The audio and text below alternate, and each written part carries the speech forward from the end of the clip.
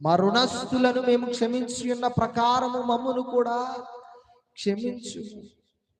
ఈ రోజున నీవు రక్షణ తీసుకుని బాప్తీసం పొందుకున్న తర్వాత దేవుని సన్నిధిలో వస్తూ ఉన్న తరుణంలో, వస్తూ ఉన్న క్రమంలో నీకు అంతా ఇంకా సెట్ అయిపోయింది, టికెట్ కన్ఫర్మ్ అయిపోయింది అనుకోవడానికి లేదు.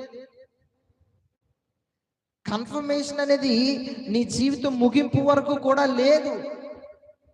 నీకు కన్ఫర్మేషన్ అనేది ఎప్పుడు ఉంటుందంటే, టికెట్ దేవుని యొక్క వాక్యం సెలవిస్తా ఉంది, రక్షణ అనేది అనుదిన అనుభవం, ప్రతి దినము కూడా అనుభవించాల్సిన అనుభవం ఇది.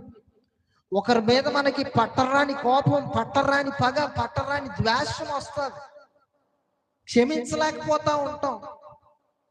అప్పుడు దేవుడు అంటాడు, వారిని క్షమించిన తర్వాతే నేను నిన్ను క్షమిస్తాను అంటాడు. నన్ను అంతగా హింసిస్తే నేను క్షమించ